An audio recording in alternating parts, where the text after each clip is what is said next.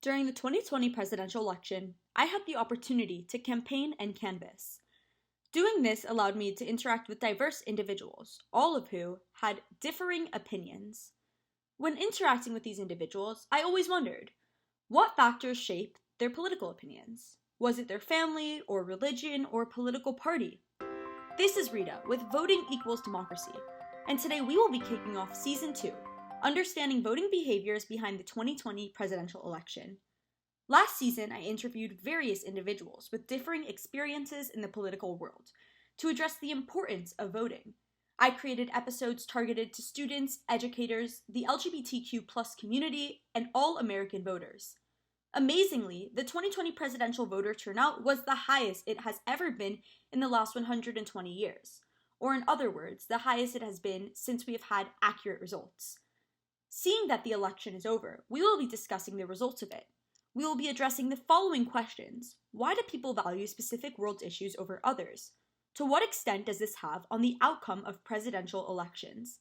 When answering these questions, it is important to understand that there are many external influences to voting behaviors, from family influence to religious backgrounds to political party affiliation. There are many reasons as to why people vote the way they do. Today, we will be discussing the influence of family. Now back to the question. Why do people value specific world issues over others? To what extent does this have on the outcome of presidential elections? To really break this question down, I performed an experiment which surveyed 544 individuals to understand trends in voting. I asked each participant for their age and preferred 2020 presidential candidate.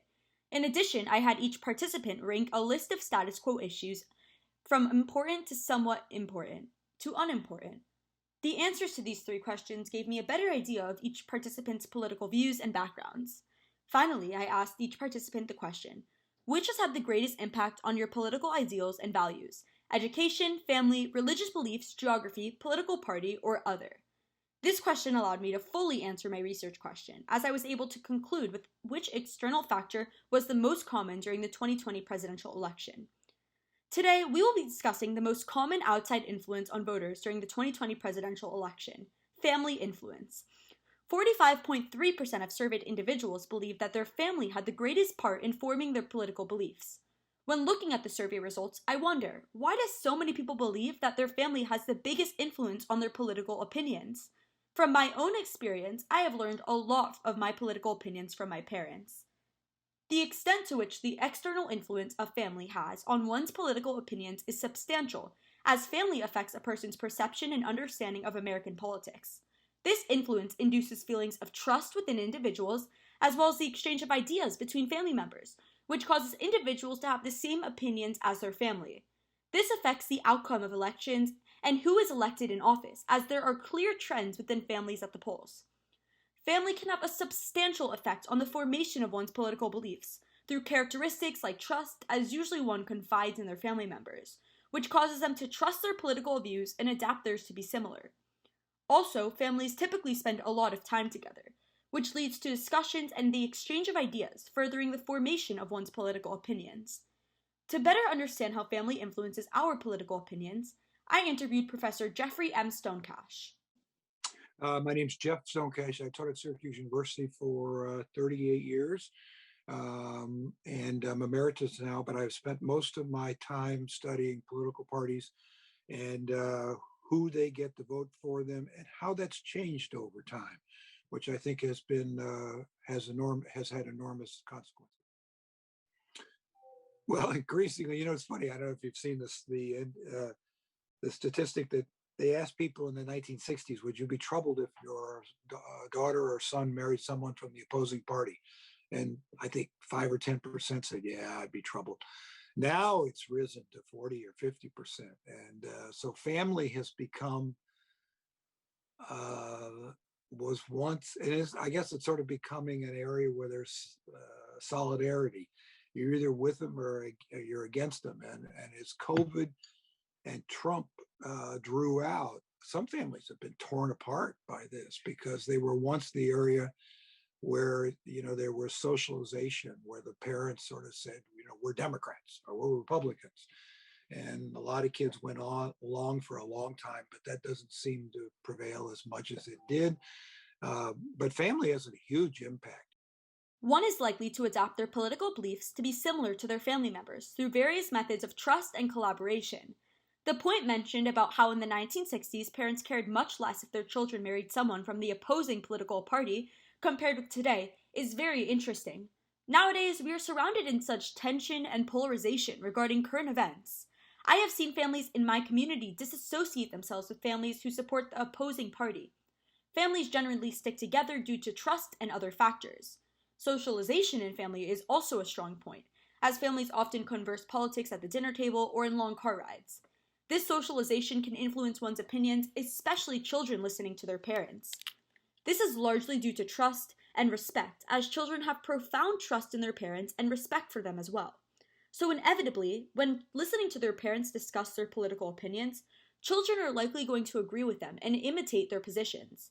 This is reiterated by Professor Kent Tedden, as he states that it is important to acknowledge, quote, the parent's attitude on the political attitude of the adolescent, as this is very similar for political issues and party identification, quote.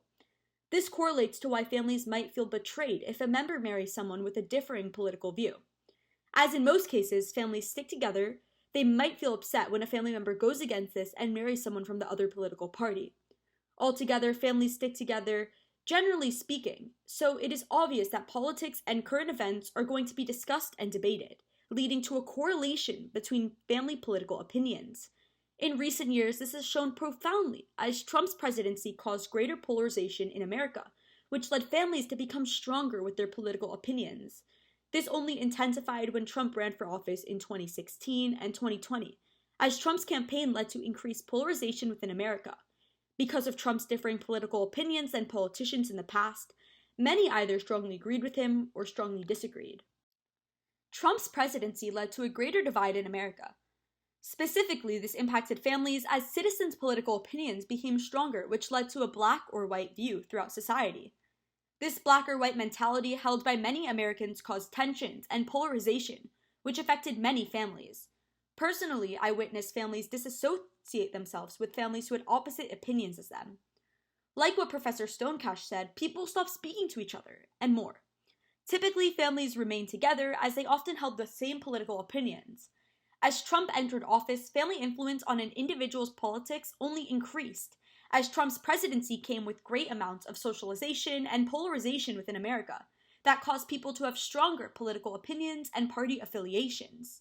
This correlates to family influence as in many cases, families shared the same political opinions and only strengthened them by socializing with other families that had similar political views as them. Altogether, it is important to understand that family members can most definitely influence each other's political views, as when one has confidence and trust in their family members, they usually then imitate their political views. This was the most popular answer choice among the surveyed individuals I interacted with. In addition to, Professor Stonecash made many valid points regarding the increasing influence family has on one's political values, as well as how this changed during Trump's campaign. This is significant as typically one surrounds themselves with their family members, which can help influence their values and morals, both politically and non-politically speaking. This is also significant as family affects the outcome of presidential elections. As shown in 2020 and prior presidential elections, different influences have affected voters, one of which being family.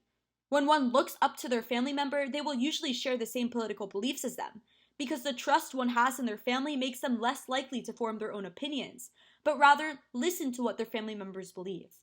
Altogether, this information is important to understand for future elections, as with political polarization only increasing, families will typically continue to have the same political opinions and vote for the same candidate at the polls.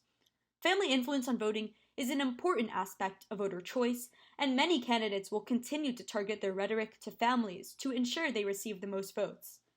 On the next episode of Voting Equals Democracy, we will be talking about education and how it impacts one's political values. Like family, education can have a great impact on one's political values. Who knew a textbook could make such an influence on the outcome of American elections? Tune in! Thank you!